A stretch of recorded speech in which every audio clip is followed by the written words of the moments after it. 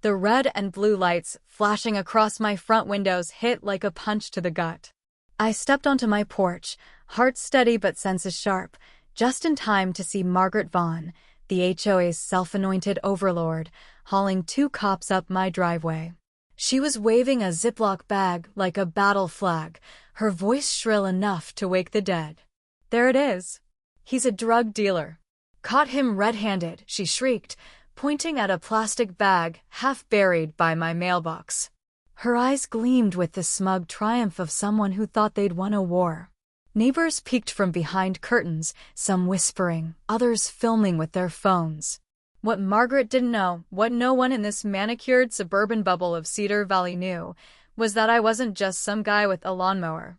I was a DEA special agent, 8 years deep in busting cartels. Framing me with a baggie of low-grade street junk wasn't just bold, it was her funeral. I clenched my jaw, swallowing the laugh clawing up my throat. Margaret thought she'd checkmated me. She was about to learn she'd lit the fuse on her own destruction. 2 weeks earlier, I'd moved into Cedar Valley, a cookie-cutter neighborhood sold as the safest spot on the city's east side. Identical houses, emerald lawns, and mailboxes shaped like tiny barns screamed suburban bliss. It was the perfect cover for me, laying low while working an undercover case at the nearby port. My story was airtight. A quiet accountant, recently transferred, no drama. The first few days were calm, almost too perfect. Then Margaret, the HOA president, strutted up in a lime green blazer and a name tag reading Community Standards Director, a title she'd clearly made up. Her smile was all teeth, like a shark sizing up prey. She handed me a binder thick enough to choke a horse, rattling off rules about Cedar Valley's standards. I nodded politely, but my gut flagged her as trouble. Trouble came fast. 3 days in, a yellow slip was pinned to my door, a $50 fine for non-compliant flora, my potted aloe plant. I paid it, chuckling, thinking it was a one-off. It wasn't. Citations snowballed. Grass half an inch too long, mailbox too weathered, trash invisible for 6 minutes post-pickup. Each came with Margaret's smug knock, her lips curled like she was tasting victory. Worse, I caught her lurking outside my house at odd hours, pretending to power walk but slowing by my windows. She'd yap loudly on her phone about undesirables tanking property values. Twice, I spotted her peering into my backyard, her yappy terrier snarling as she crept along my fence. It wasn't just annoying, it was obsessive. My training kicked in. Margaret wasn't just nosy, she was building a narrative, casting herself as the hero purging evil from her perfect fiefdom. The breaking point hit on a sunny Saturday. I'd just finished mowing when I noticed fresh dirt by my mailbox, something glinting inside. Before I could check, Margaret materialized, phone out, screaming like she'd busted a cartel. I brushed the dirt aside, revealing a baggie with a few pathetic white pills, amateur, almost insulting. Cops rolled up minutes later, clearly tipped off by Margaret, who played star witness, pointing and ranting. I played dumb, stammering about not knowing where it came from. The officers were skeptical but methodical, snapping photos, bagging the evidence, and asking routine questions. Margaret kept interrupting, claiming she'd seen shady characters at my house. Inside, I was grinning.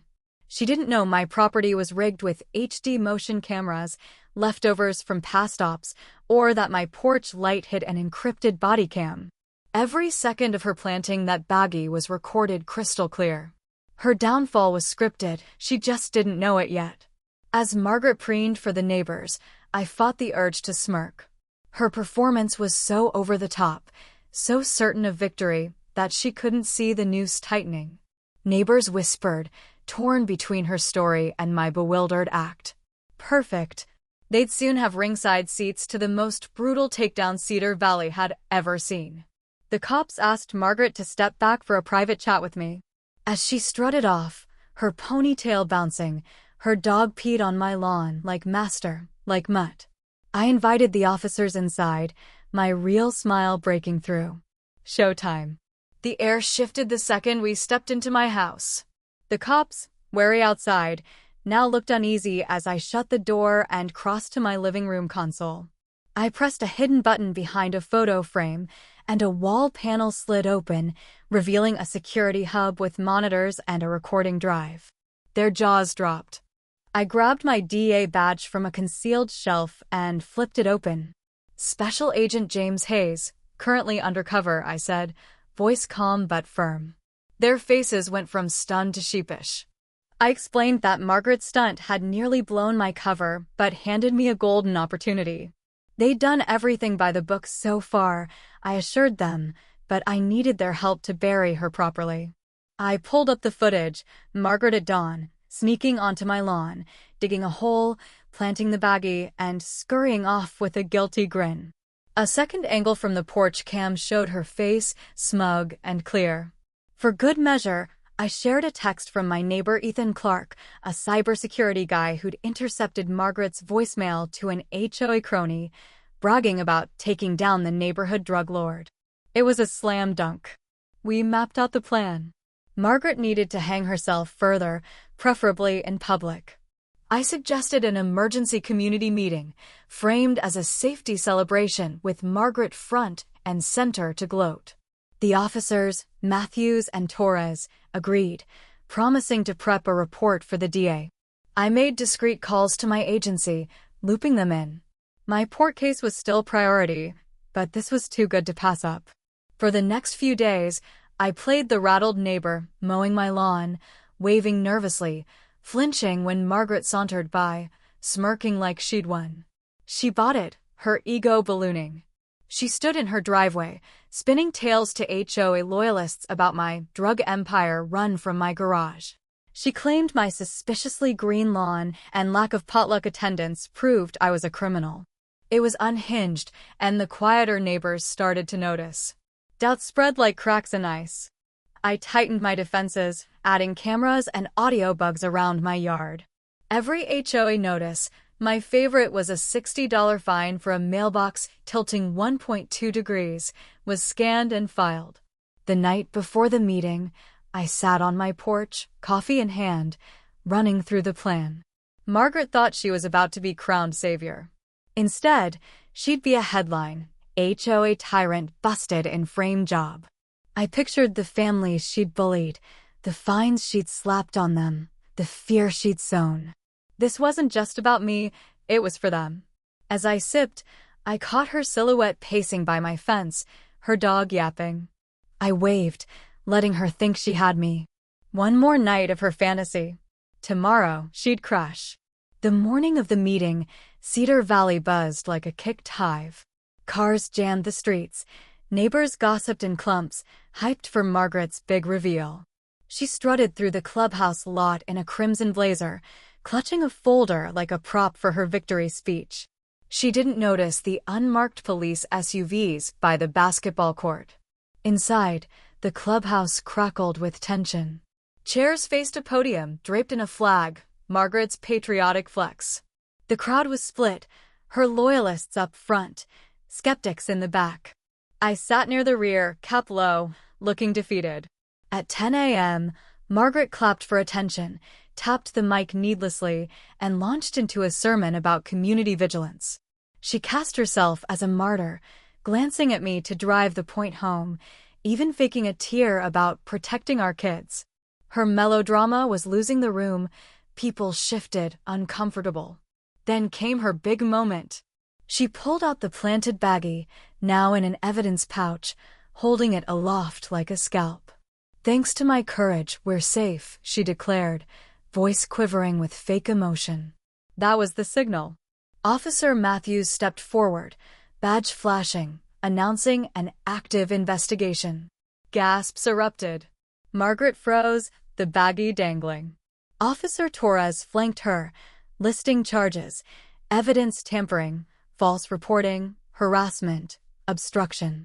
She tried to laugh it off, pointing at me, screaming about the real criminal. Her voice cracked as Matthews cuffed her. The baggie hit the floor with a pathetic thud. The room went silent, save for her shrieks. Neighbors gawked, phones out, recording her meltdown. As she was dragged past me, our eyes locked. Her hate met my calm. For a second, I saw her realize she'd obliterated herself. It wasn't joy I felt, but cold, pure satisfaction. Post-arrest, I handed Matthews the full evidence package, footage, audio, texts.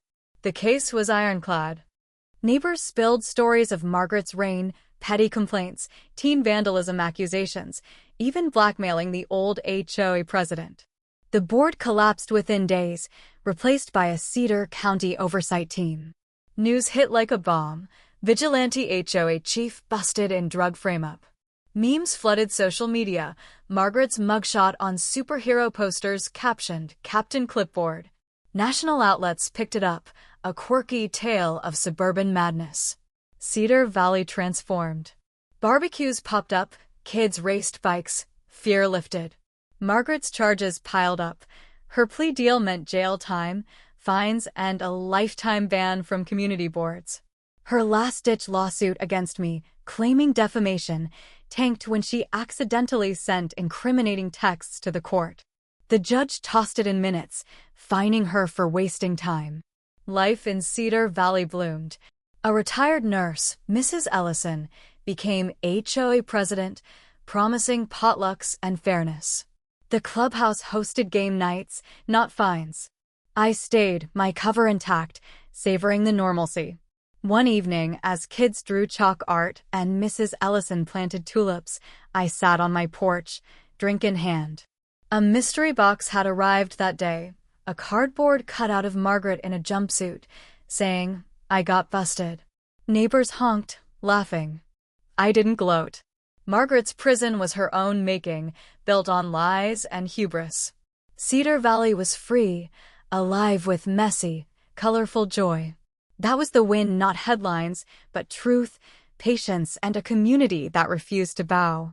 As stars lit the sky, I leaned back, smiling. My ranch stood strong, my mission secure, and Cedar Valley thrived, a testament to justice and resilience.